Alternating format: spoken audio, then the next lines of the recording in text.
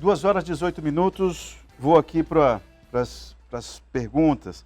Boa tarde, sou Júlio Menezes, moro no Bosque. Por qual motivo o dinheiro que vem para a Amazônia não chega na ponta?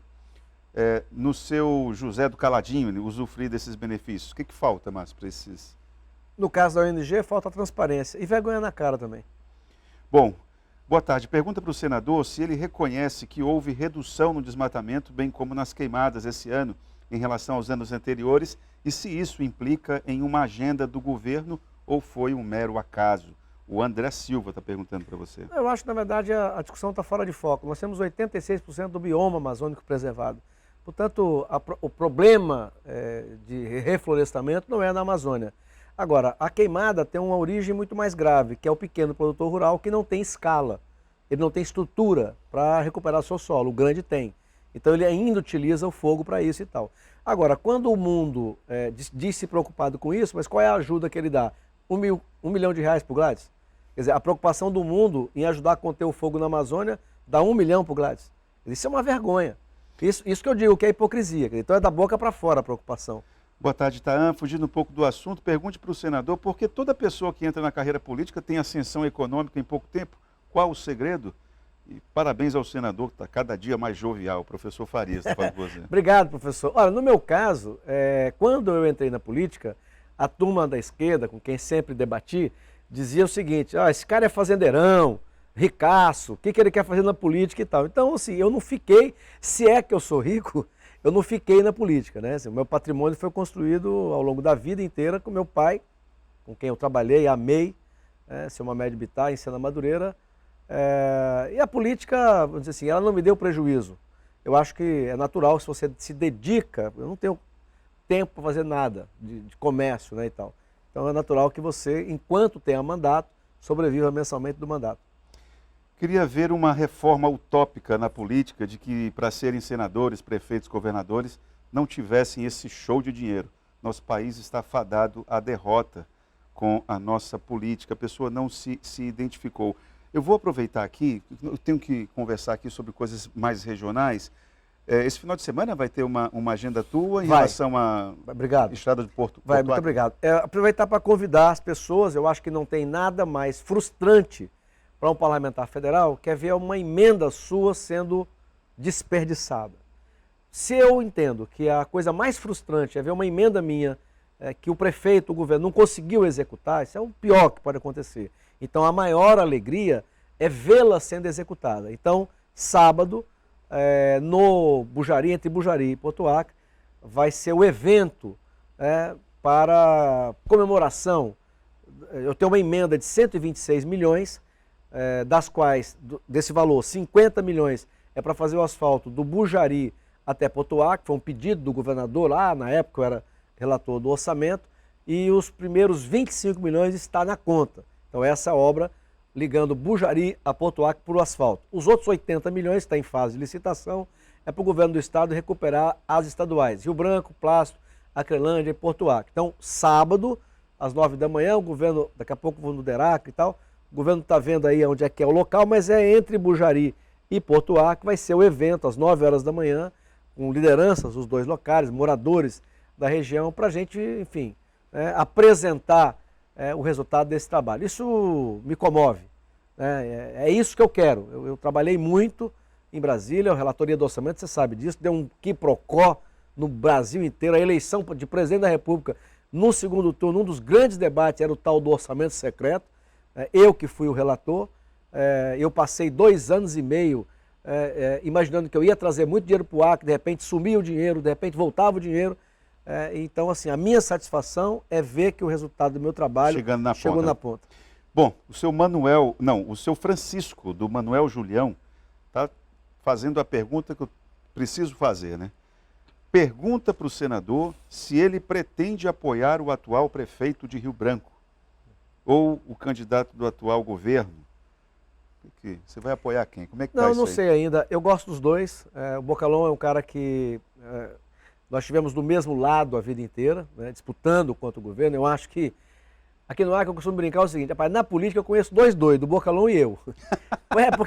Porque é dificílimo o cara disputar uma eleição majoritária quando ele está no fim do mandato dele. Não é fácil.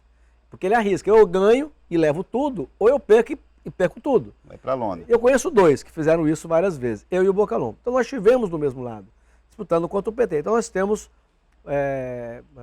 pontos bastante comuns. Mas eu também tenho uma relação muito especial com o Alisson e com a família Bistene. Eu não posso esquecer, o momento mais difícil meu foi quando eu, sem mandato outra vez, busquei esse de senador. Eu já disse isso, vou repetir. O partido mais fiel a mim, aqui na capital, foi o antigo PDS, hoje o PPS. Na família Bistene, o Lívio Veras. Esses caras estiveram comigo na campanha de governo, uma fidelidade canina. Primeiro turno e segundo turno. E depois dos 4 anos que eu continuei sem mandato. E eles ficaram do meu lado em momentos dificílimos, quando queriam tirar minha candidatura, um movimento aí que teve e tal, coisa da política e tal. Ele sempre do meu lado. Então, assim, me dou bem, muito bem com os dois. Né? E com o Ulisses? Mais ainda, porque nós somos parceiros do mesmo partido, né? Porque você não falou dele, eu fiz essa provocação. Porque você falou só do Bocalhon e do Alisson. Cara, o Ulisses é meu irmão, meu parceiro mas e tal. Mas você está numa encruzilhada aí, né, Márcio? Mas o Ulisses, ele é do União Brasil. Certo, perfeito. Então, se ele quiser ser candidato, ele será e terá nosso apoio. Eu adoro o Ulisses, a esposa dele, a Dayana e tal. Eu digo para ele, posso dizer aqui para você, eu não vejo, pelo menos por hora, né, o Ulisses querendo ser candidato. Eu digo para todo mundo que a primeira coisa para você ser candidato é o candidato querer ser candidato. Agora, eu posso dizer então, uma outra coisa. Por mim, nós todos estaríamos unidos. O PL, o Republicano, União Brasil e o PP. Se não for possível, então tiver o Alisson candidato, o Bocalhon candidato, o Ulisses candidato, aí eu parto para o segundo plano. Eu tenho dito isso para todo mundo. Então nós temos que estar com cuidado permanente para estarmos juntos no segundo. Porque Rio Branco tem essa possibilidade.